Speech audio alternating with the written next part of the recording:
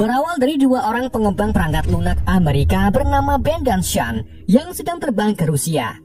Di dalam perjalanan, Sean dimarahi oleh pramugari karena bermain game saat kondisi cuaca sedang buruk.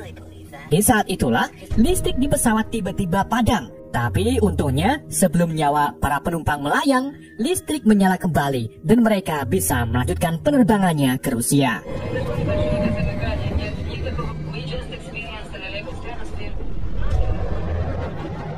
Setibanya di Bandara Moskow, Rusia, Sean meminjam spidol milik Ben yang kemudian ia gunakan untuk menutupi robekan jas yang sudah 2 bulan belum dicuci.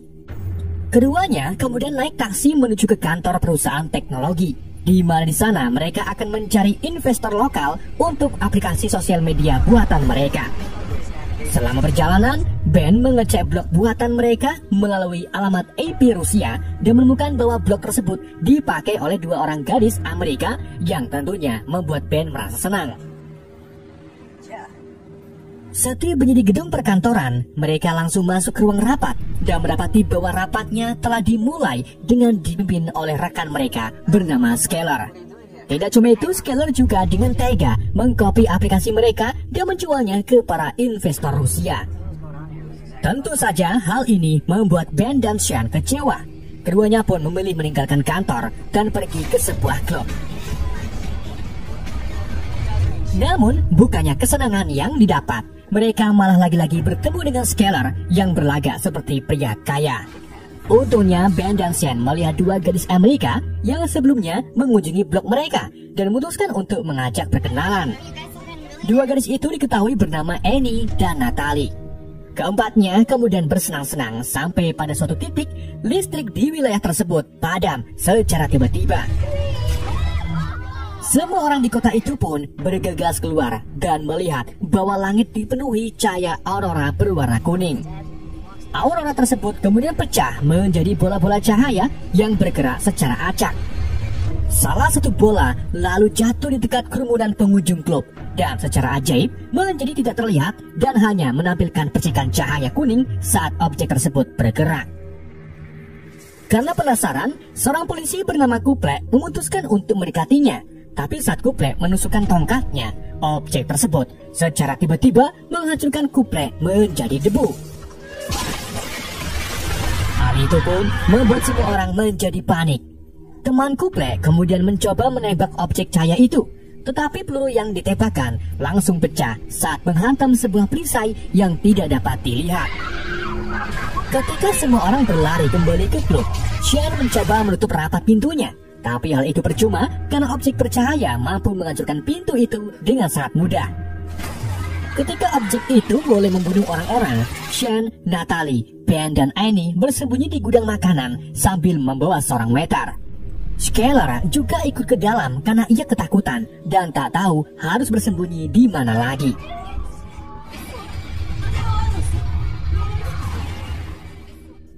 Di keesokan harinya, mereka menemukan bahwa waiter yang mereka selamatkan telah meninggal akibat terluka parah. Mereka pun membungkus mayat waiter tersebut dengan plastik makanan. Kelimanya kemudian tetap berada di gudang dan tak berani keluar. Namun setelah 3 hari di sana dan kehabisan bahan pangan, kelimanya akhirnya memutuskan untuk keluar dari gudang tersebut. Sebelum meninggalkan klub, mereka mengambil beberapa perlengkapan seperti minuman dan makanan ringan. Mereka lalu dikejutkan dengan kondisi kota Moskow yang sangat sepi serta banyak debu di jalanan, yang artinya objek tak terlihat telah membasmi sebagian besar populasi manusia dalam waktu 4 hari.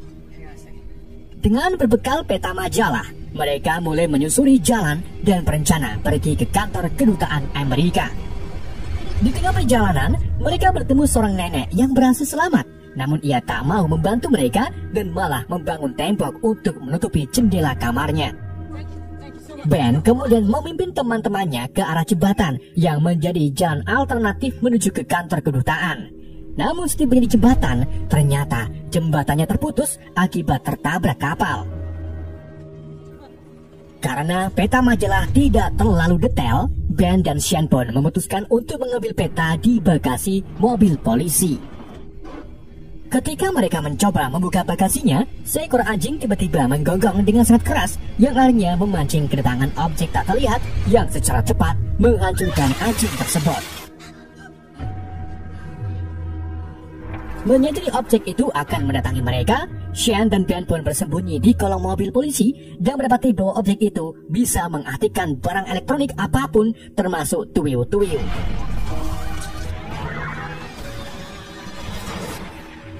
Setelah makhluk tersebut pergi, keduanya berlari ke mall untuk bersatu kembali dengan yang lain. Di sana mereka menemukan sebuah pesawat yang jatuh menabrak gedung. Menyadari hari sudah mulai sore, Skyler pun menyarankan mereka tetap di sini untuk sementara waktu. Sean lalu menyampaikan kalau makhluk tersebut mengandung daya elektromagnetik yang jika ada benda elektrik di dekatnya, maka akan menyala. Sean pun ngide membuat semacam tanda peringatan berupa bolam yang dijadikan sebuah kalung. Di malam harinya, Sean dan Natalie memutuskan pergi mencari pakaian. Namun saat sedang mencari pakaian yang cocok, tiba-tiba salah satu makhluk tak terlihat muncul. Sean yang tak sempat lari terpaksa berdiam diri dan anehnya, makhluk itu tak melihat Sean yang berada di balik kaca. Makhluk tersebut kemudian berjalan menuju ke tempat Natalie berada. Untungnya, sebelum makhluk itu menemukan Natalie, Sean dengan cepat menyeret Natalie ke dalam box kaca sehingga keduanya tidak bisa dilihat oleh makhluk tersebut.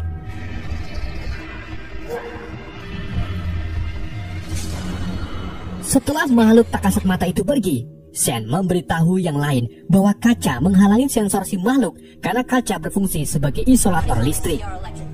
Karena tempat ini sudah tak aman, mereka pun memutuskan untuk pergi meninggalkan mall dan mencari kantor kedutaan Amerika Serikat.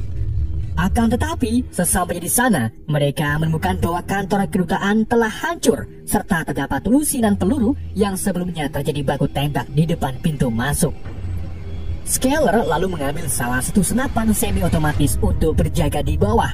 Sedangkan Sean, Ben, Aini, dan Natalie memilih pergi ke ruangan di lantai atas untuk beristirahat.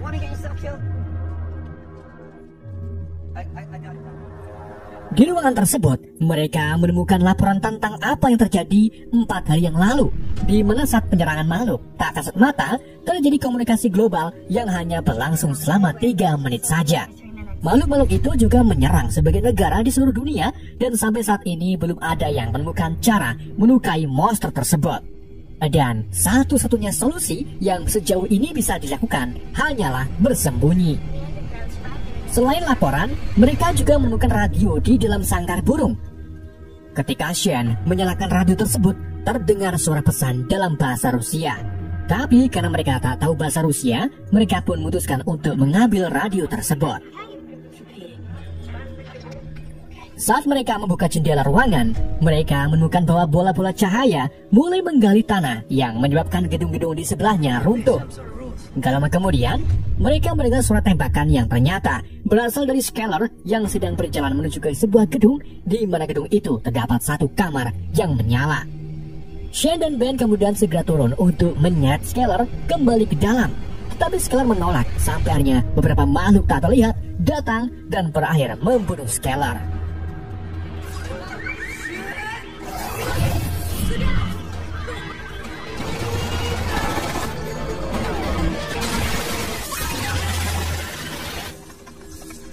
Ketika kelompok tersebut berkumpul, Sean memerhatikan sebuah kamar menyala yang dilihat Skyler di sebuah gedung apartemen di kejauhan.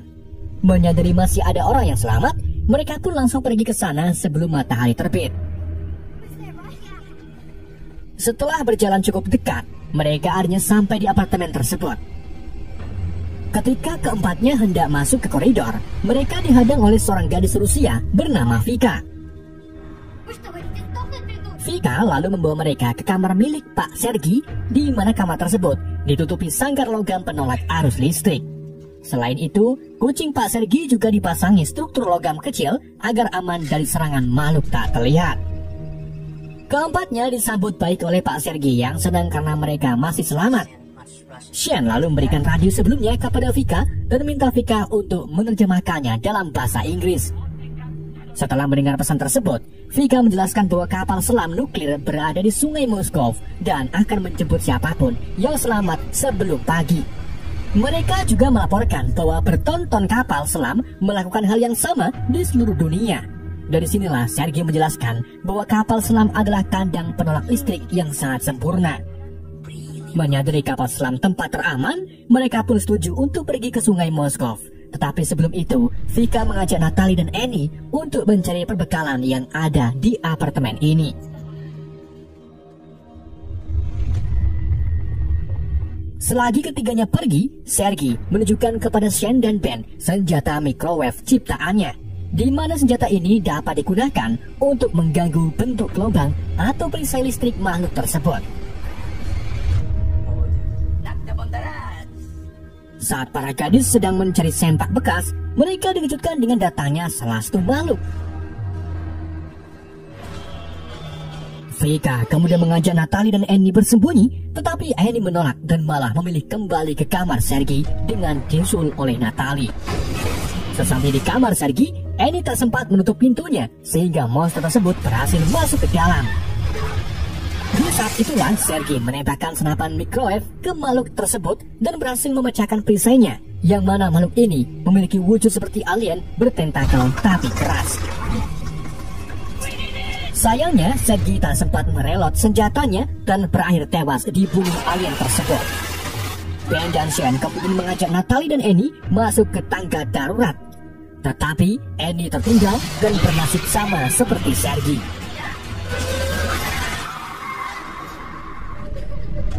Ketiganya lalu bertemu kembali dengan Vika. Ketika mereka melarikan diri ke sebelah sana, tiba-tiba mereka dihadang oleh sekelompok pria bersenjata. Kelompok itu kemudian mulai menyerang alien dengan kombinasi api, peluru, dan roket. Sampai akhirnya mereka berhasil memecahkan perisainya dan membuat si alien pergi melarikan diri.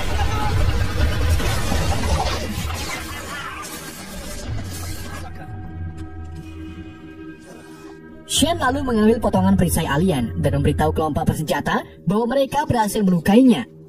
Namun, ketua kelompok bernama Bagong menjelaskan bahwa mereka dapat melukai alien tetapi tidak membunuhnya. Bagong kemudian membawa Shen dan teman-temannya ke tempat persembunyiannya yang berada di sebuah gedung, di mana di gedung tersebut terdapat puluhan orang yang berhasil Bagong selamatkan. Shen memberitahu Bagong kalau ia akan pergi ke sungai Moskow untuk bergabung dengan kelompok kapal selam. Namun Bagong menjelaskan bahwa kelompok tersebut belum tentu benar keberadaannya. Ia juga menunjukkan bahwa sungai Moskow terlalu jauh dan daerah tersebut sangat penuh dengan alien. Meskipun begitu, Shen tetap akan pergi ke sana malam ini juga dan memberitahu bahwa bersembunyi di kapal selam sangat aman sehingga mereka bisa memikirkan atau menciptakan senjata untuk melawan balik para alien. Awalnya, Bagong menolak, namun setelah dipikir-pikir benar juga, ia pun akhirnya setuju membantu Shen.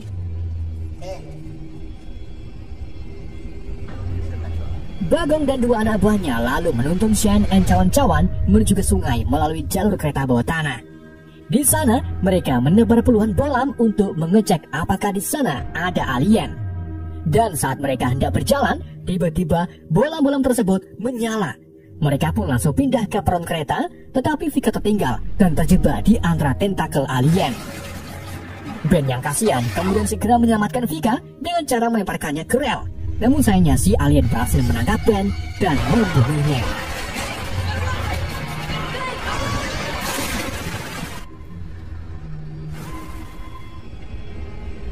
Setelah kepergian Ben, mereka akhirnya berhasil keluar dari terowongan dan segera naik ke perahu menuju ke titik penjemputan. Di dalam kapal, Shen dan Natalie berduka atas teman-teman mereka yang gugur dalam perjalanan. Di saat itu juga, kapal tiba-tiba berhenti karena ternyata tersangkut beton. Disitulah mereka melihat puluhan alien sedang menggali tanah yang menurut Bagong, para alien ini sedang menambang logam pengantar listrik seperti nikel sebagai makanan mereka. Di saat itu juga, mereka melihat kapal selam yang jaraknya tak jauh dari perahu. Namun saat mereka hendak ke sana, tiba-tiba gedung penggalian alien roboh yang membuat mereka lompat ke sungai. Robohan tersebut membuat Natalie terpisah dari rombongan.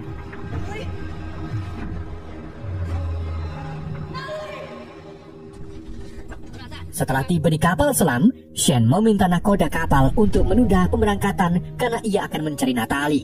Tapi sang nakoda menolak karena daerah ini sangat berbahaya. Di saat itu juga mereka melihat Suar yang diduga ditembakkan oleh Natalie.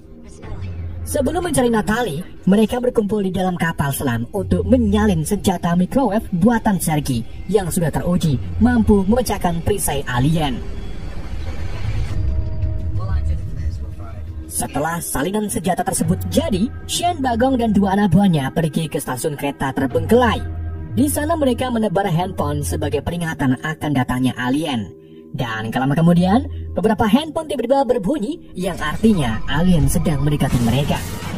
Shen pun segera mengisi daya microphase-nya dan saat si alien hendak menyerang Shen langsung menembakkan senjatanya yang membuat perisai alien pecah.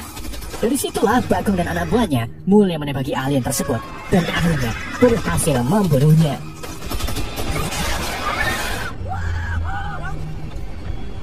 Di saat itu juga mereka mendengar teriakan Natalie yang berasal dari terminal bus. Tak pikir panjang, Shen pun pergi ke sumber teriakan tersebut. Sedangkan Bagong dan anak buahnya membuat jebakan berupa melepaskan galon air ke lantai guna memperkuat efek senjata. Gak lama kemudian, 3 alien datang menghampiri Bagong. Tetapi mereka langsung berhenti ketika melihat air di dekat Bagong. Di waktu yang sama, Vika muncul dan melemparkan bom molotov ke arah alien, sehingga alien tersebut terpaksa turun ke air. Dan di saat itulah Bagong langsung menembakkan microwave yang kemudian disusul serangan dari 2 anak buahnya. Sambarnya mereka berhasil membunuh 3 alien tersebut. Sementara itu, Shen berhasil menemukan Natalie di dalam bus. Tapi tiba-tiba salah satu alien datang dan membuat bus tersebut berjalan dengan sendirinya. Ketika si alien mencoba menangkap Natalie, Shen segera menembakkan alien tersebut. Kemudian melemparkan pecahan perisai yang dia simpan ke tubuh si alien dan langsung membuatnya meledak.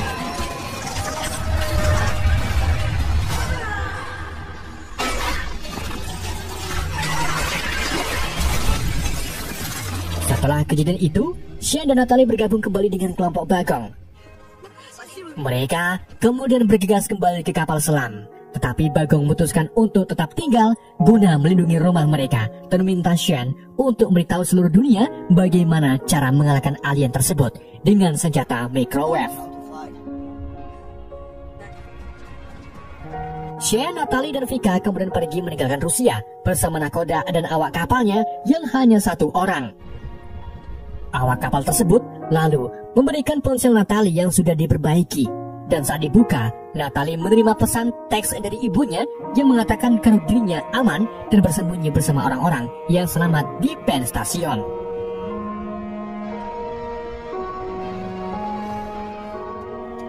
Beberapa hari kemudian, mereka menerima laporan radio yang menyampaikan tentang kelompok orang yang berhasil melawan invasi alien. Mereka pun memutuskan untuk pergi ke lokasi tersebut untuk membantu pertarungan dengan senjata microwave ciptaan Pak Sergi. Dan film pun berakhir.